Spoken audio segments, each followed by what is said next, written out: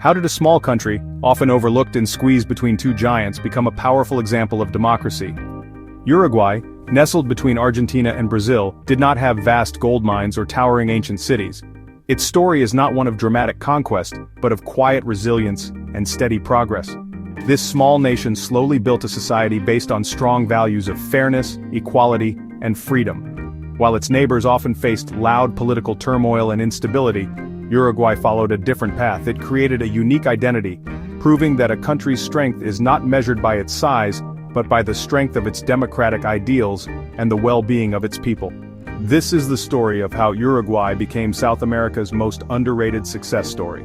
The journey was long and filled with many challenges. From its earliest days, this land was a place of conflict, a buffer zone between the Spanish and Portuguese empires. This constant struggle for control shaped the character of its people, making them determined and independent. They learned early on that they had to rely on themselves to survive and build their own future. This spirit of self-reliance became a cornerstone of their national identity. Instead of being defined by the empires that surrounded them, Uruguayans forged their own path. They built a nation that valued social justice and political stability, creating a model that would eventually earn the admiration of the world for its quiet, yet profound, achievements. Before we can understand modern Uruguay, we must look back at its very beginnings. The land itself was not empty. It was home to proud indigenous peoples who lived there for centuries. Their story is the first chapter in Uruguay's history, a foundation upon which everything else was built. The arrival of Europeans brought immense and often tragic changes, starting a new and complicated era. The clash of cultures, the fight for land, and the struggle for independence all played a role in shaping the small nation that would one day become a leader in democratic governance. It is a history marked by both hardship and hope, a testament to the enduring human desire for freedom and dignity. Understanding this history helps us appreciate why Uruguay is so special today. It is a country that learned from its difficult past to build a better future. The lessons from its colonial struggles, its civil wars, and even its dark period of dictatorship taught its people the immense value of peace, dialogue, and strong democratic institutions. They transformed their challenges into strengths, creating a society that is both progressive and stable. This essay will explore that incredible journey, step by step. We will see how a small, often forgotten nation managed to build one of the most solid and respected democracies not just in South America, but in the entire world, a true, quiet miracle. Long before European ships ever reached the shores of South America, the land we now call Uruguay was home to the Charrua people. They were a semi-nomadic group of hunters and gatherers, deeply connected to the rolling grasslands and rivers of the region. The Charrua lived in small, independent communities, moving with the seasons to find food and resources. They were skilled warriors and had a strong, proud culture built on family ties and a deep respect for nature. Life was not easy, but it was their own, governed by traditions that had been passed down for many generations. Their world was one of wide-open spaces, where the rhythm of life was dictated by the earth itself, not by foreign kings or distant empires. The arrival of the Spanish in the 16th century marked the beginning of a dramatic and irreversible change.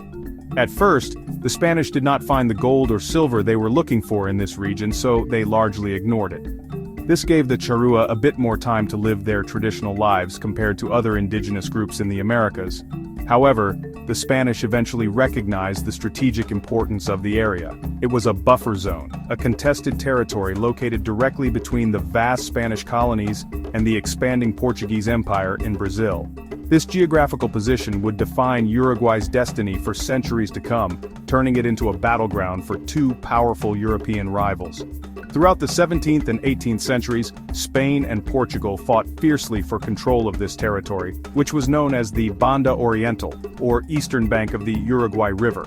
The Portuguese founded the strategic port of Colonia del Sacramento in 1680, directly across the river from the Spanish stronghold of Buenos Aires. This move was a direct challenge to Spanish authority. In response, the Spanish established their own fortified city, Montevideo, in 1726, to counter the Portuguese influence. The region became a place of constant skirmishes and military campaigns, with forts and towns changing hands multiple times. The indigenous Charrua were caught in the middle of this imperial conflict, their lands invaded, and their way of life threatened. This long period of colonial rivalry had a lasting impact on the region's identity. The people who lived there, a mix of Spanish settlers, indigenous people, and later enslaved Africans, developed a strong sense of being different from their powerful neighbors in Buenos Aires and Brazil. They were frontiersmen, accustomed to conflict and fiercely protective of their autonomy. This environment forged a spirit of independence that would soon ignite a powerful movement for freedom.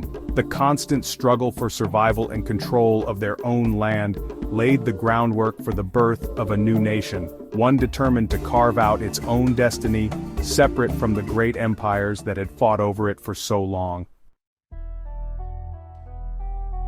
As the 19th century began, the desire for independence swept across South America, and the Banda Oriental was no exception. The people of this land were tired of being pawns in the games of distant European powers. A leader emerged, who would become the father of Uruguayan nationhood, José Artigas. He was not a traditional elite but a man of the countryside, a gaucho, who understood the land and its people. Artigas envisioned a future that was radically different from the colonial past. He did not just want to replace a Spanish king with a new government in Buenos Aires.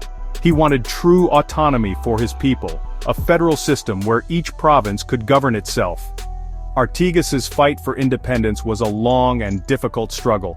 He led a popular movement of gauchos, small farmers, and indigenous people against both the Spanish and the centralist government in Buenos Aires, which sought to control the entire region. His vision was one of social justice and land reform, ideas that were revolutionary for their time.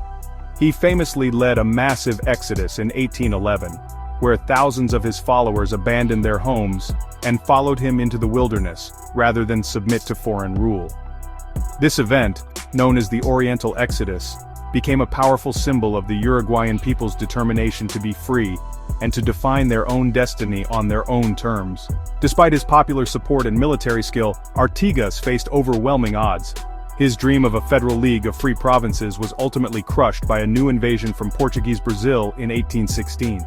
The Portuguese occupied the Banda Oriental for several years, forcing Artigas into exile, where he would remain for the rest of his life. However, his ideas did not die with his political defeat. The spirit of independence he had ignited continued to burn brightly among his followers. A new group of patriots known as the 33 Orientals launched a new crusade for freedom in 1825, vowing to liberate their homeland from Brazilian control and once again fight for their sovereignty. The conflict that followed drew in both Argentina and Brazil, but neither side could achieve a decisive victory. This stalemate created an opportunity for a unique solution. With the help of British mediation, a treaty was signed in 1828 that created a new independent state to act as a buffer between the two South American giants. This new nation was named the Oriental Republic of Uruguay. While Artigas never saw his homeland become free, his legacy was the very foundation of the new country. His ideals of independence, federalism, and social justice would continue to shape Uruguay's political culture for generations, providing the inspiration for the democratic and egalitarian society that it would one day become. Independence did not bring immediate peace to Uruguay. The new nation quickly fell into a long period of civil war that lasted for much of the 19th century. Two rival political factions emerged, and their conflict would define the era. On one side were the Blancos, or whites, who were generally more conservative, representing rural landowners and a desire for traditional values. On the other side were the Colorados, or Reds, who were more liberal, representing the urban interests of Montevideo and advocating for modernization and reform. These two groups were not just political parties, they were powerful identities, almost like rival clans, that people were born into and fought for with fierce loyalty. The civil wars were brutal and disruptive, often drawing in Uruguay's powerful neighbors. Argentina and Brazil frequently intervened, supporting one side or the other to advance their own strategic interests in the region. This outside interference made the conflicts even more complicated and prolonged. The most significant of these conflicts was the Great War, which lasted from 1839 to 1851. During this time, the capital city of Montevideo, controlled by the Colorados, endured a grueling 9-year siege by the Blanco forces, who were supported by Argentina. The city's determined resistance earned it the nickname New Troy, and became a legendary chapter in the nation's history of resilience. Amidst this turmoil, another powerful force was changing the face of Uruguay European immigration. Seeking economic opportunity and stability, hundreds of thousands of immigrants, primarily from Spain and Italy, arrived in the country during the late 19th and early 20th centuries. These newcomers settled mostly in Montevideo, transforming it into a bustling, cosmopolitan port city. They brought with them new ideas, skills, and a strong work ethic.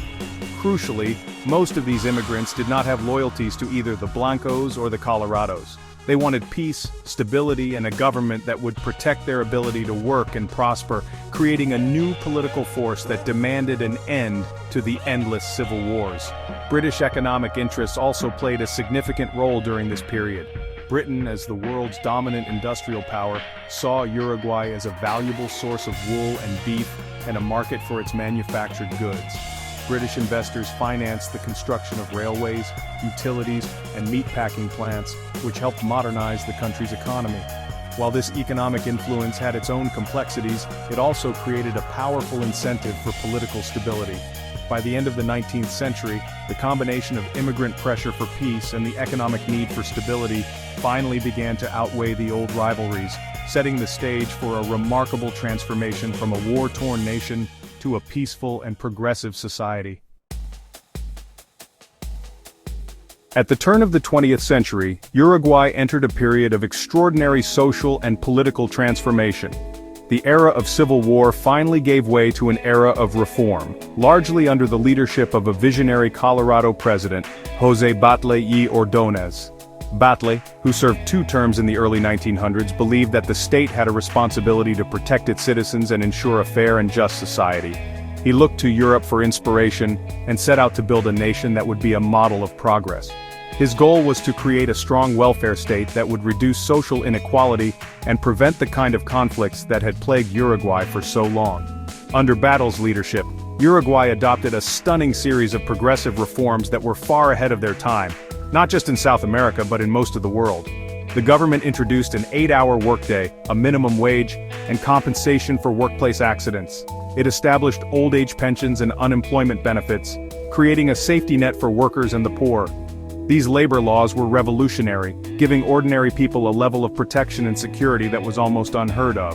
Battle's government also took control of key industries such as electricity, insurance, and railways, believing that these essential services should be run for the public good, not for private profit. The reforms went beyond economics. Battle was a strong advocate for secularism, working to separate the power of the church from the functions of the state.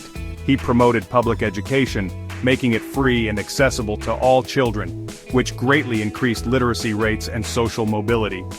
Uruguay also became a pioneer in women's rights.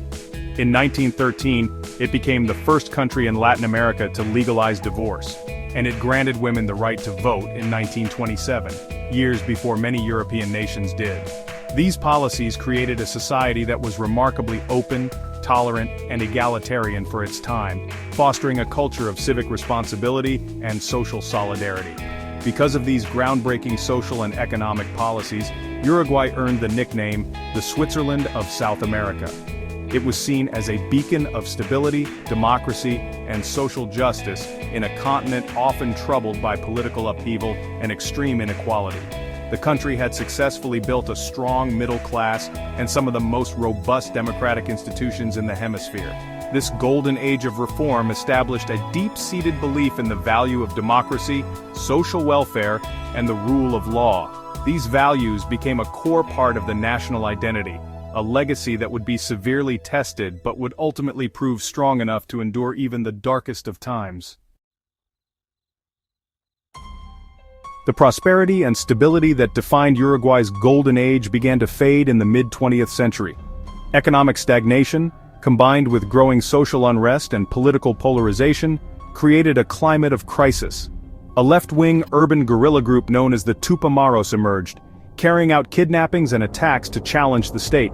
The government responded with increasing repression, giving more and more power to the military to combat the insurgency.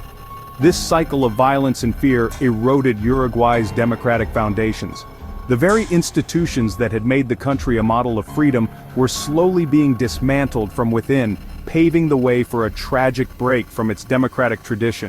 In 1973, the unthinkable happened. The military, with the support of the president, staged a coup d'état, dissolving parliament and seizing complete control of the country. This marked the beginning of a brutal civic-military dictatorship that would last for 12 long years. The Switzerland of South America fell into darkness. The regime suspended all political activity, censored the press, and unleashed a wave of terror against its own citizens. Anyone suspected of opposing the government, students, union leaders, artists, intellectuals, was at risk. Thousands were arrested, imprisoned without trial, and subjected to systematic torture. Many others were forced into exile, fleeing the country to escape persecution. This period was one of the darkest in Uruguay's history. The regime's human rights abuses were widespread and horrific. Uruguay, a small country of only 3 million people, had the highest number of political prisoners per capita in the world. The government aimed to create a society based on fear and silence, where any form of dissent was brutally crushed. Yet even in this climate of extreme repression, the spirit of democracy did not die. Ordinary citizens, human rights organizations, and exiled Uruguayans worked tirelessly to resist the dictatorship. They documented abuses, supported the families of prisoners, and kept the hope for freedom alive, both inside and outside the country. By the early 1980s, the dictatorship was facing a severe economic crisis and growing international pressure. More importantly, the Uruguayan people had had enough. In a 1980 plebiscite, citizens bravely voted no to a new constitution that would have made military rule permanent, a stunning and courageous act of defiance. This defeat marked the beginning of the end for the regime. Negotiations between the military and political leaders eventually led to a plan for a peaceful transition. In 1984, elections were held, and in 1985, democracy was fully restored. The Uruguayan people had peacefully reclaimed their freedom, demonstrating the deep resilience of their democratic values, which had survived even the most severe test. After the restoration of democracy in 1985, Uruguay embarked on a remarkable journey of healing and rebuilding. The nation had to confront the painful legacy of the dictatorship, seeking justice for the victims of human rights abuses while strengthening the democratic institutions that had been destroyed. This process was slow and challenging, but it was guided by a strong national consensus to never again allow such a rupture in the country's democratic life. Uruguay successfully re-established the rule of law, protected press freedom, and rebuilt trust in its political system. The country proved that it was not just a fair-weather democracy. Its commitment to freedom was strong enough to overcome even the deepest wounds. In the 21st century, Uruguay has once again become a global leader in progressive social reform. Building on its early 20th century legacy, the country has passed a series of landmark laws that have placed it at the forefront of social justice.